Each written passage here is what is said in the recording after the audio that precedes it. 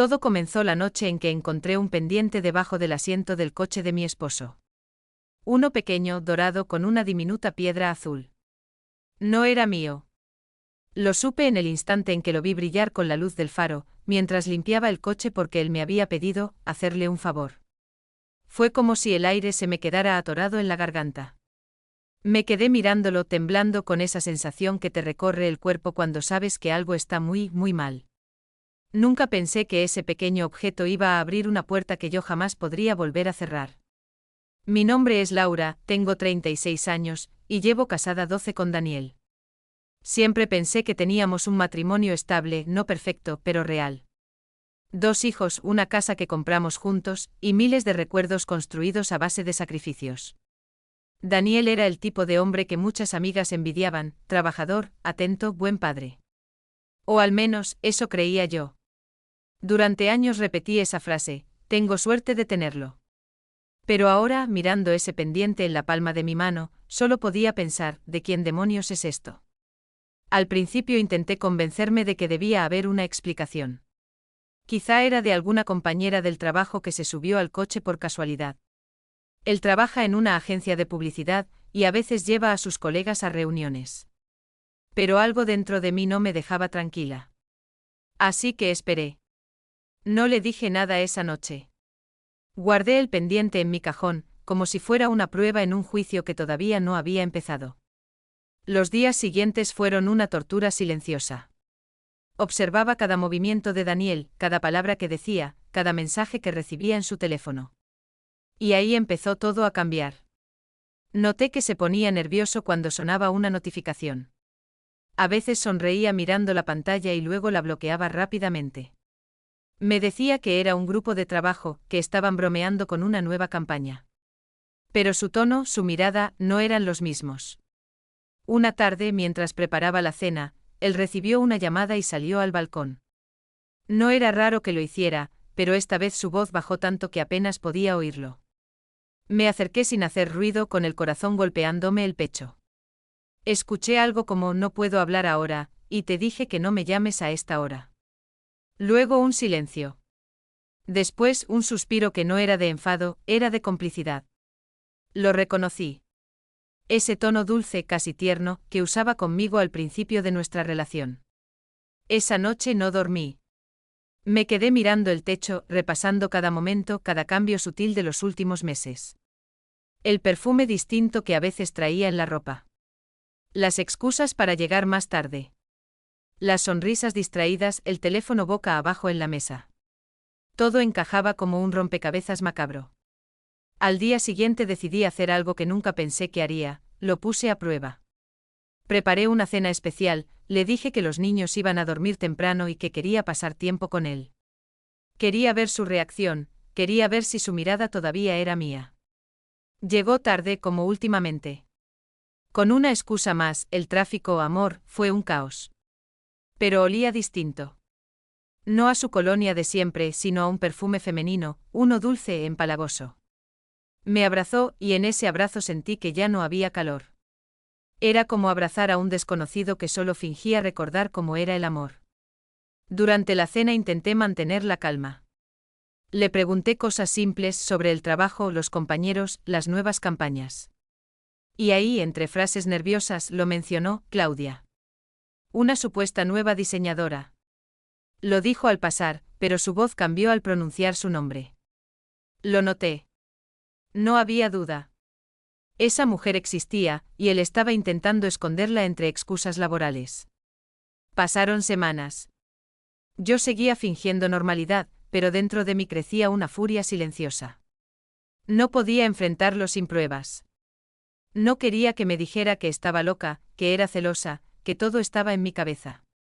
Así que hice algo más, revisé su coche otra vez. Busqué en la guantera, debajo de los asientos, y encontré un recibo. Una factura de un hotel. Una habitación doble. La fecha coincidía con el día que me dijo que tenía una reunión, hasta tarde. El corazón me latía tan fuerte que tuve que sentarme. No lloré. No aún. Guardé el recibo con el pendiente. 2 piezas del mismo rompecabezas. Y ahí fue cuando decidí que iba a descubrir toda la verdad, cueste lo que cueste. Esa noche, mientras Daniel dormía profundamente a mi lado, me quedé observándolo en la oscuridad. Su respiración tranquila, su rostro relajado, su mano apoyada sobre mi almohada, y yo ahí, intentando recordar en qué momento exacto se había roto todo. Me pregunté si alguna vez me había amado realmente, o si nuestro matrimonio había sido solo una rutina bien ensayada. Pensé en los 12 años que habíamos compartido, los cumpleaños, las mudanzas, las risas, las peleas que siempre terminaban con un "lo siento, amor". ¿Dónde se había ido todo eso?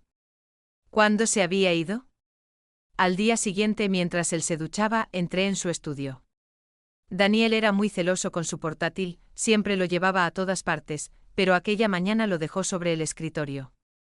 La pantalla seguía encendida. El destino, pensé.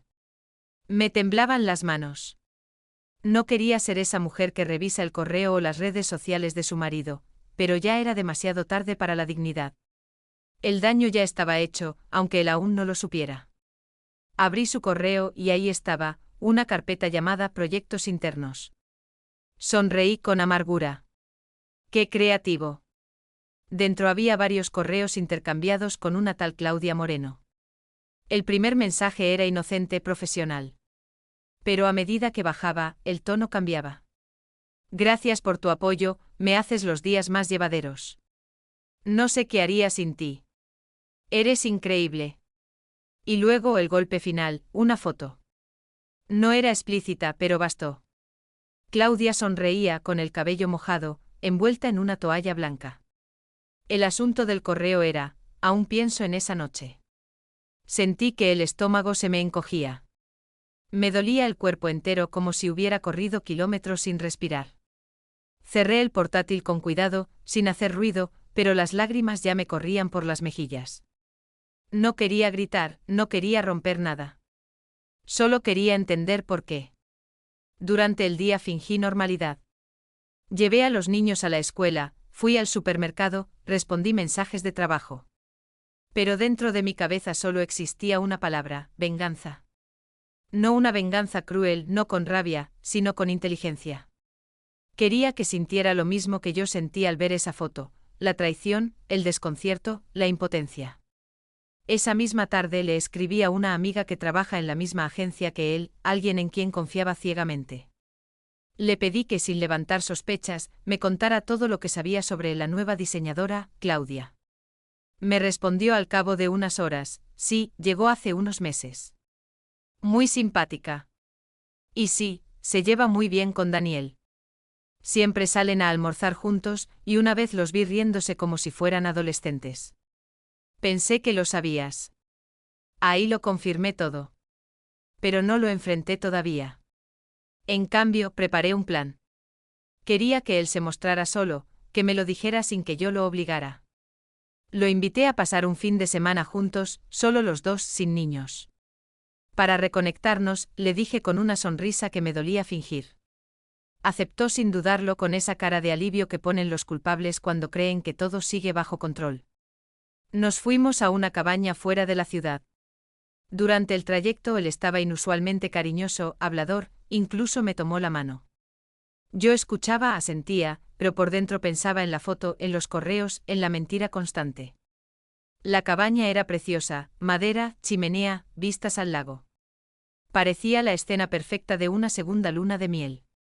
Pero yo no estaba allí para revivir nada. Estaba allí para verlo caer.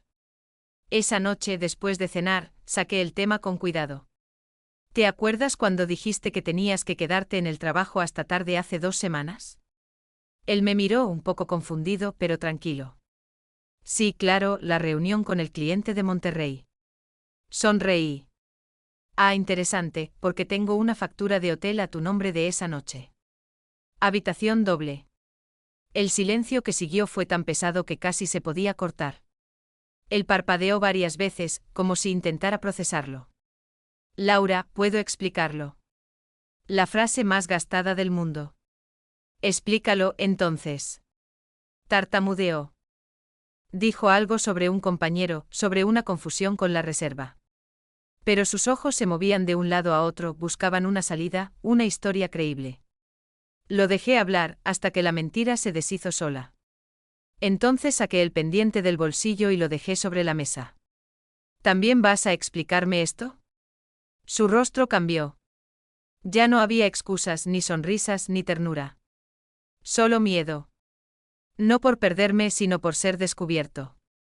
Laura, por favor, no es lo que piensas. Reí.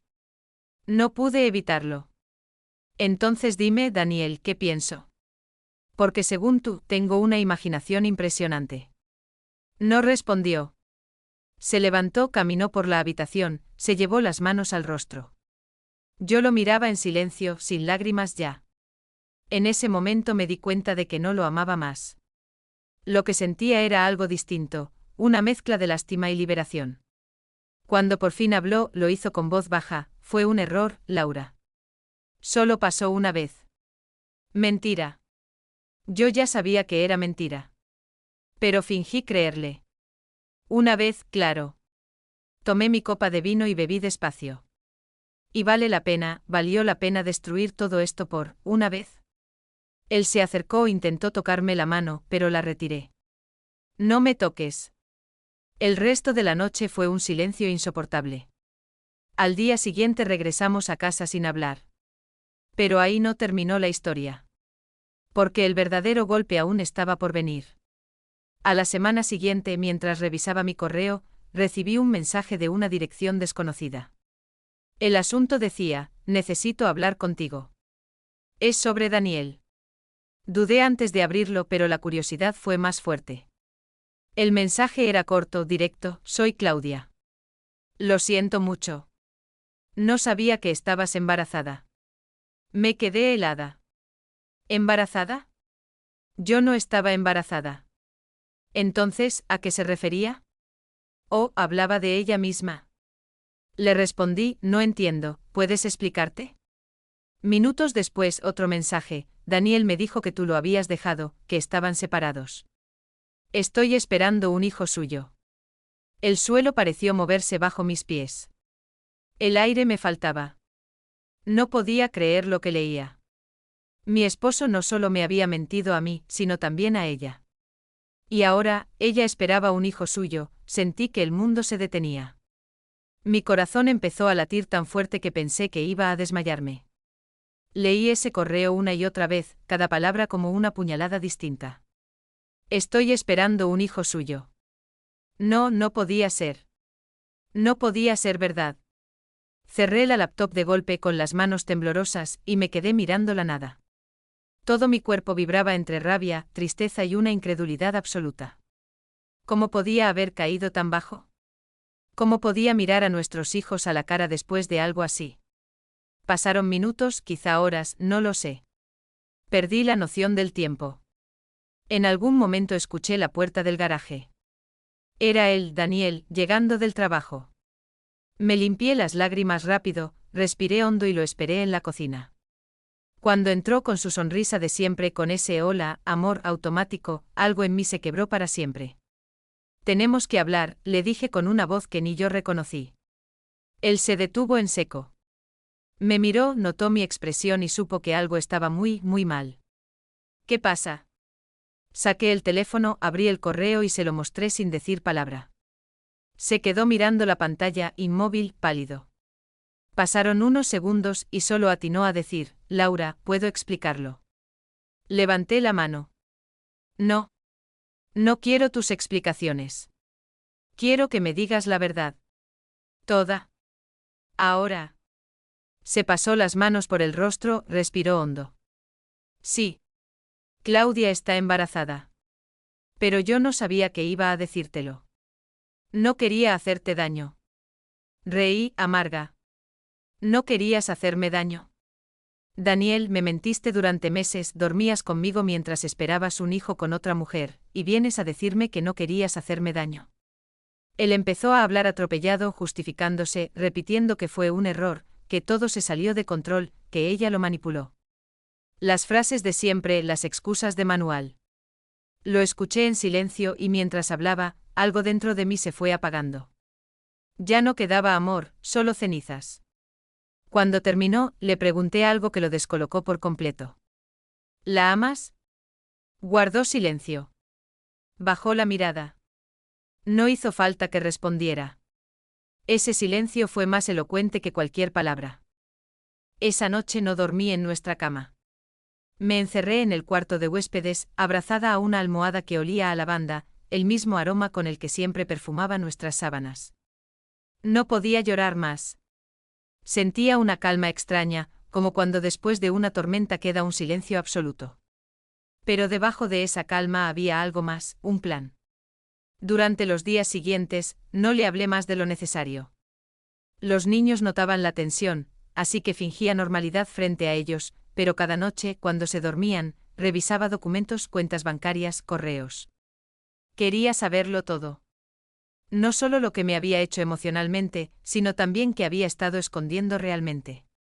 Y fue ahí donde encontré algo que me cambió la perspectiva por completo. En una carpeta de su correo corporativo, había transferencias de dinero a una cuenta con nombre falso. Pero lo curioso era que las cantidades eran grandes, demasiado grandes para ser simples gastos personales. Empecé a atar cabos. Claudia, la diseñadora, no solo era su amante, también estaba involucrada en algo más. En algo sucio. Hablé con mi amiga de la agencia, la misma que me había confirmado su cercanía.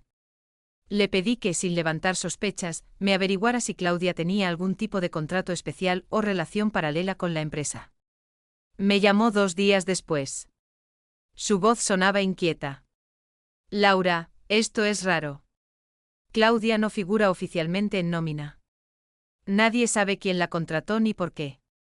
Y las campañas que supuestamente diseña, no existen. Ahí supe que todo iba mucho más allá de una simple infidelidad. Daniel no solo me traicionaba como esposo. Estaba ocultando algo en su trabajo, algo turbio. No sabía si era corrupción, desvío de fondos o fraude, pero estaba claro que Claudia no era solo una aventura. Una tarde, mientras él se duchaba, recibí otro correo. Era de ella, de Claudia. No quiero causarte más dolor. Pero él te está mintiendo también a ti. Si quieres saber la verdad, nos vemos mañana a las 6 en el Café Verona, en el centro. Tardé horas en decidirme.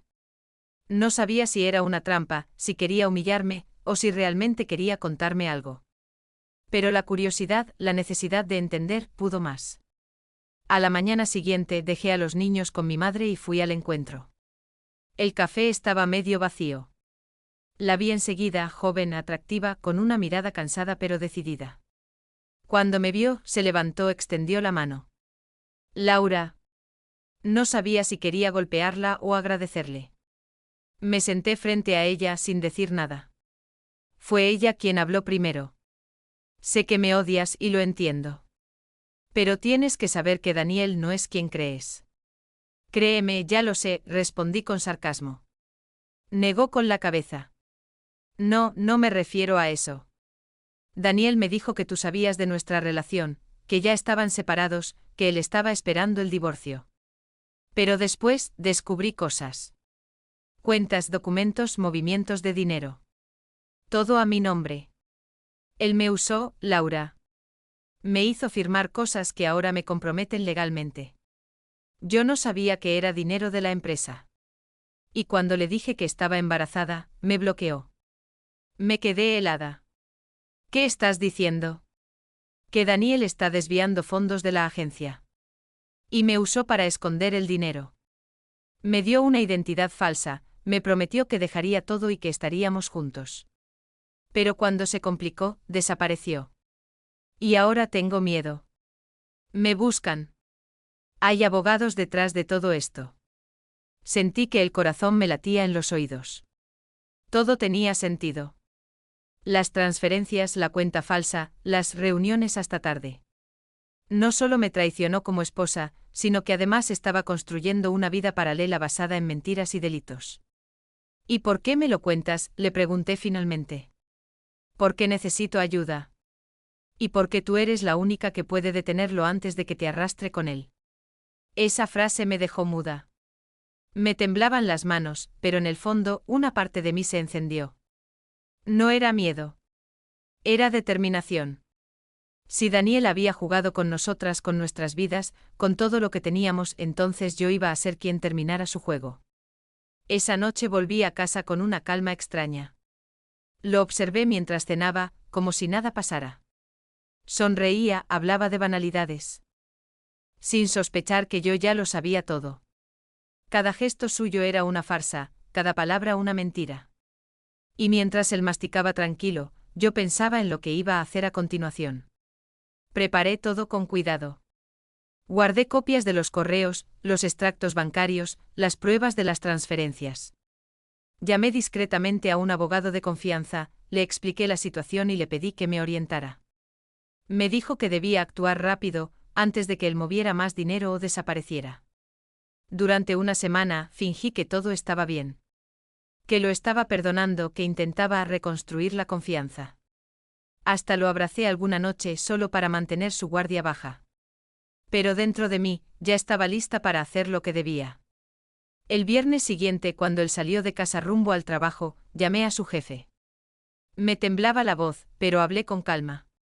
Le conté lo esencial, las cuentas, los movimientos, las pruebas. Le envié todo lo que había reunido. Sabía que eso iba a destruirlo, pero también sabía que él ya había destruido todo lo que importaba. Esa tarde lo arrestaron en la oficina. Me llamó desde un número desconocido, desesperado. No respondí. Me quedé mirando el teléfono hasta que dejó de sonar. Sentí una mezcla de tristeza y alivio.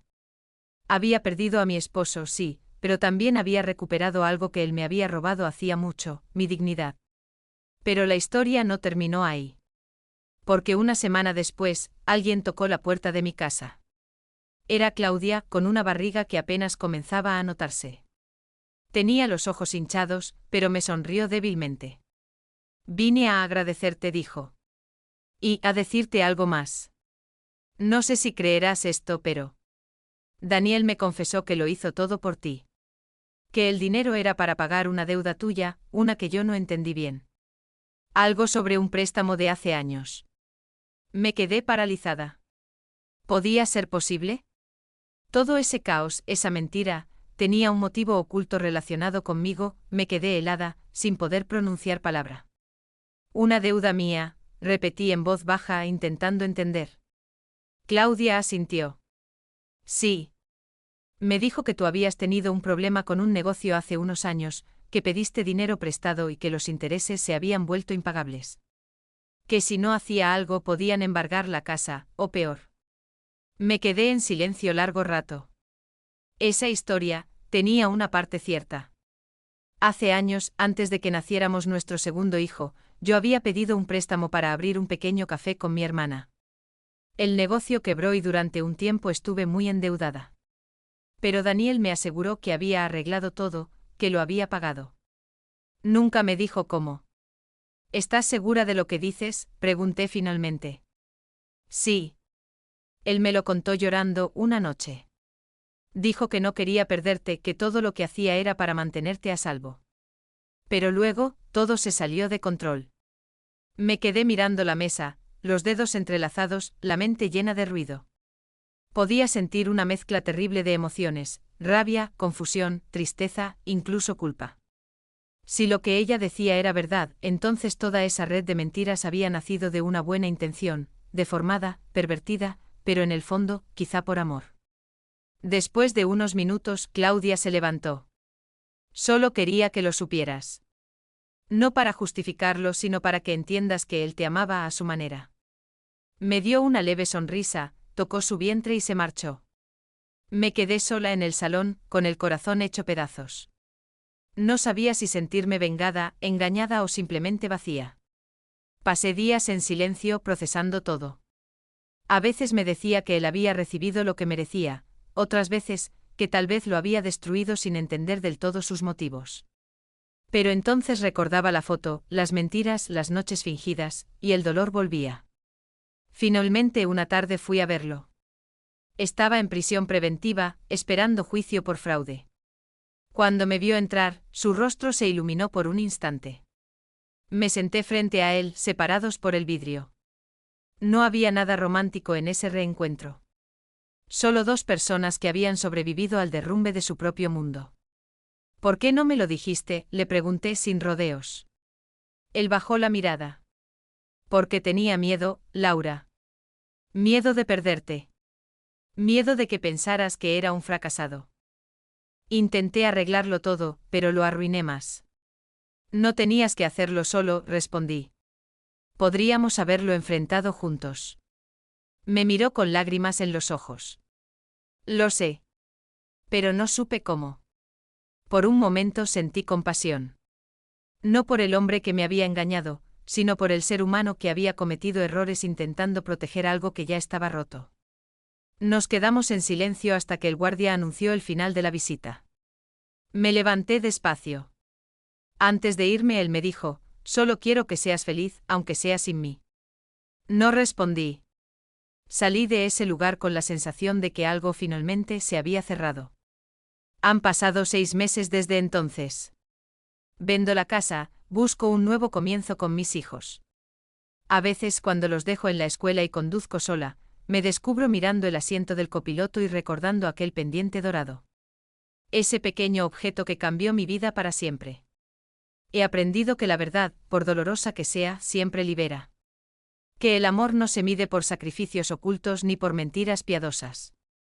Que la confianza, una vez rota, nunca vuelve a ser igual. Y sin embargo, en las noches tranquilas, a veces me pregunto, si de verdad lo hizo todo por mí, ¿fui yo también parte de su culpa? ¿O simplemente fui la excusa que usó para destruirse? Dime tú, si hubieras estado en mi lugar, ¿lo habrías perdonado?